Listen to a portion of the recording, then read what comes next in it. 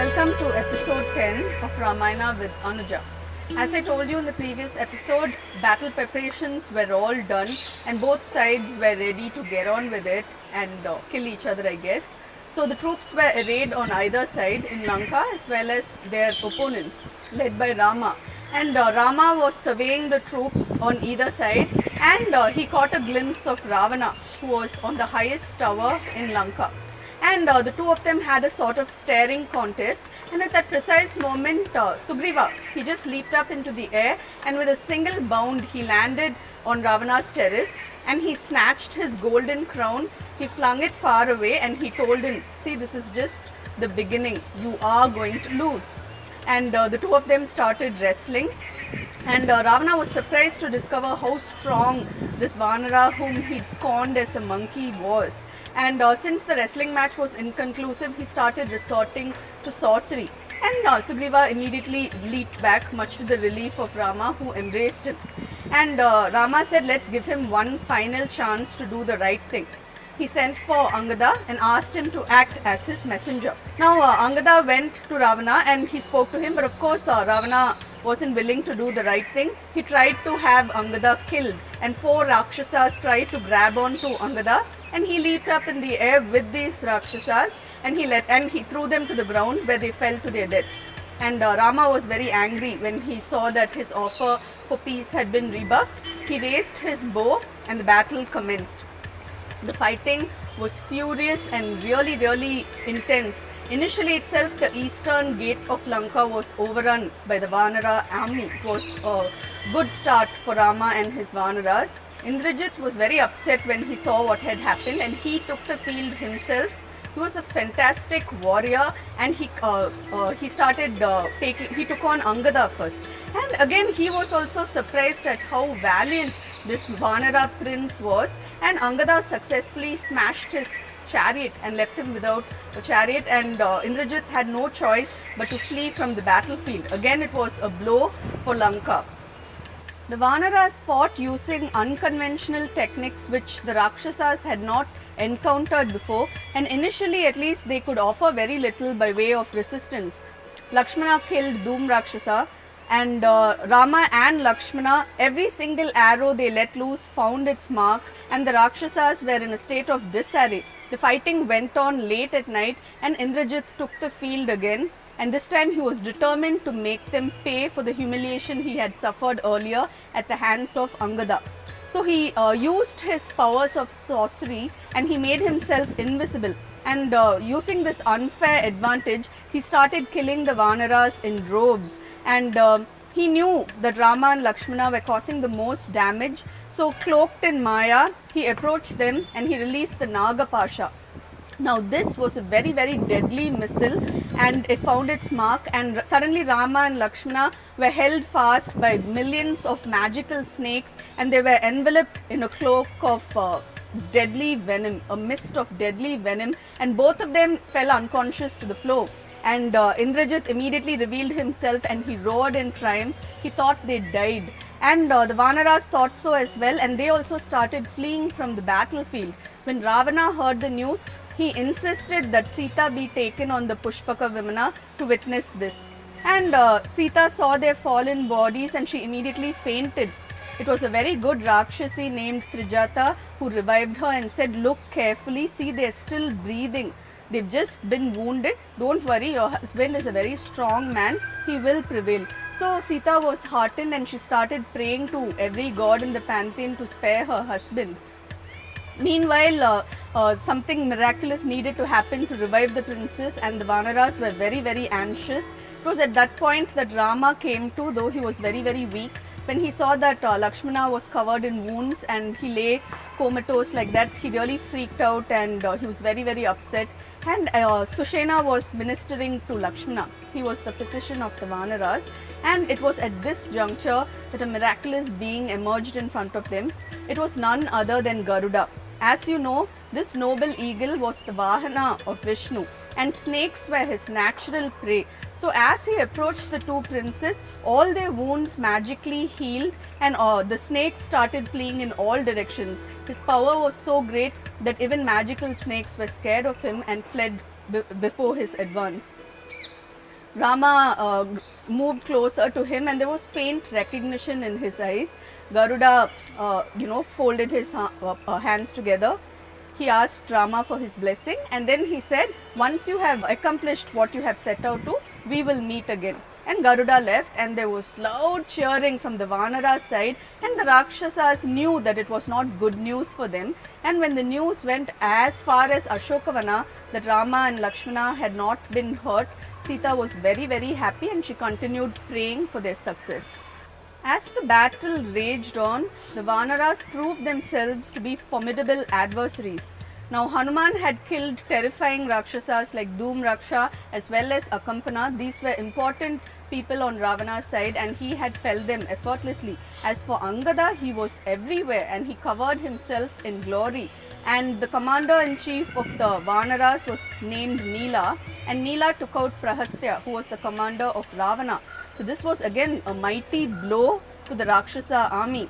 Ravana decided to take to the field himself, and he was furious when he saw how much destruction had been caused, and he charged into battle, killing Vanaras on all sides. And Hanuman wrestled with him, but even he could not stop the charge of Ravana.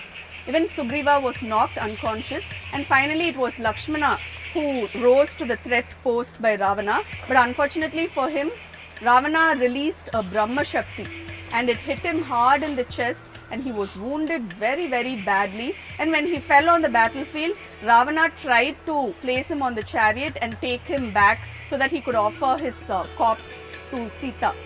And Hanuman and the other Vanaras would not allow it to happen. They converged on him and forced him to leave Lakshmana alone. And Hanuman lifted him up and he took him to Rama. And then a miracle happened. The wound healed itself by the grace of Rama, and Lakshmana was well again. And this time when Ravana heard this, he decided to put an end to the brothers for good, and he returned to the battlefield and he was determined to kill them. But Rama was furious over what had happened to Lakshmana, and he was ready to meet the threat posed by Ravana. And when the two of them clashed, Rama successfully smashed his chariot, killed his charioteer, and relieved him of all his weapons. Ravana was completely defenseless at that point. And then Rama very graciously, he said, I will not kill a man who's unable to defend himself. So why don't you retreat today? We will pick this up tomorrow. So again, this was, a tribute to how fair-minded this prince was. Ravana, of course, was highly insulted, deeply humiliated, and he returned in anger to Lanka, and he was brooding for a bit, and then he called his generals and he said, please go and wake up Kumbhakarna. It's time that my brother showed them what the Rakshasas can do. Now there's a little story behind why Kumbhakarna hadn't taken to the battlefield yet. The thing was, at the time of their birth itself, Kumbhakarna was by far and away the strongest being in the three worlds. Ravana won a boon of power from Shiva after intense penances, but Kumbhakarna was just born that way. He was ridiculously strong. Nobody could withstand his power. Now, Kumbhakarna, when Ravana was offering penances to propitiate Brahma, Kumbhakarna also joined his brother, as did Vibhishana. So these three brothers had been performing penances, and when Brahma emerged before them, Ravana got his boon. Vibhishana asked that he always remain wedded to Dharma, that he didn't want anything else. And when it was Kumbhakarna's turn, the Devas were very nervous. They felt that he was already too powerful a threat. So they asked Goddess Saraswati to intercede on their behalf, and she placed a certain spell on his tongue. So when Brahma asked him what he wanted, Kumbhakarna said he wanted to sleep all the time. And Ravana was horrified when he heard this. He said, there's some mischief at work here. The Devas have messed with me. I'm going to make them pay. But please don't leave my brother defenseless. All his enemies will kill him if he's going to sleep all the time. So Brahma relented. He said he will be awake for just one day. One day after a 6-month duration of sleep. So this was what Ravana had to settle for. But he told Kumbhakarna, don't worry, you will achieve more when you're awake than most men do over several lifetimes. So that's okay. If you're, that's fine by me. I'm sure I can still count on you. So this was the strange circumstances surrounding Kumbhakarna, and so he had to be awakened, and it was quite dangerous to wake him up because it posed a risk to his life, but Ravana felt he had no choice. And so all the attendants, they did this huge drama trying to wake him up. They played instruments near his ear, they marched on his chest, and finally they did succeed in waking up Kumbhakarna. His appetites were legendary. So they had prepared mountains of food, there were rivers of drink, and there were also beautiful dancers to entertain him while he ate and drank, I guess. And finally he was ready to meet Ravana. He heard the sounds of battle and he knew what was expected of him. He was very philosophical about the whole thing. He told his brother, this is what Vibhishana was warning us about. So much loss suffered by our side already. But I'm going to tell you the same thing I told you last time. Good or bad, right or wrong, you are my brother. I will always fight by your side and I will destroy your enemies, or at least I will die trying. And Ravana just teared up. He felt he was so fortunate to have a brother like Kumbhakarna. They say he covered him in jewels because he was very fond of ornaments and sent him off into battle. Now Kumbhakarna's weapon was a flaming trident, a monster of a weapon, and holding this in his hand he left for battle.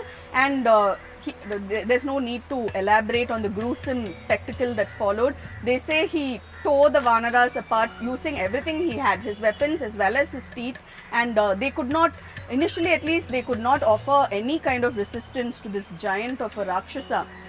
He made straight for Sugriva, the king of the Vanaras, and he knocked him unconscious and carried him in his hand and placed him on his shoulder so that he could parade him on the streets of Lanka.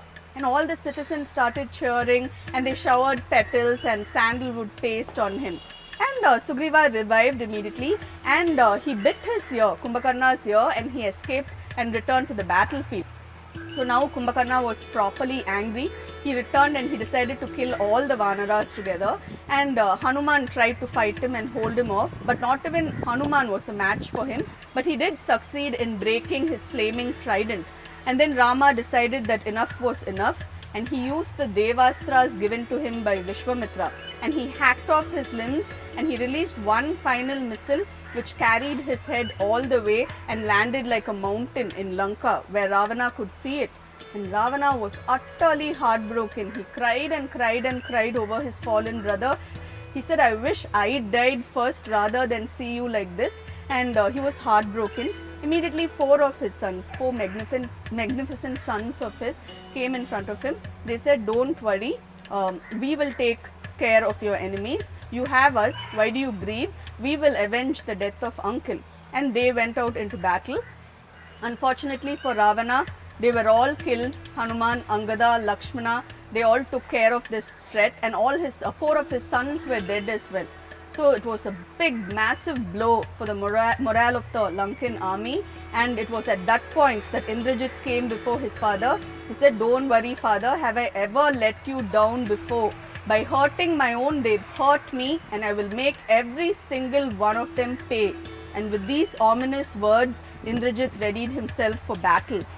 On this extremely suspenseful and scary note, I will take your leave. But don't worry, I won't leave you hanging for long. All you have to do is check out the next episode. But before you do that, please hit like, share and subscribe to this channel. And as always, let me know what you think of this episode in the comment section, and I will be sure to respond. Do take care and stay safe.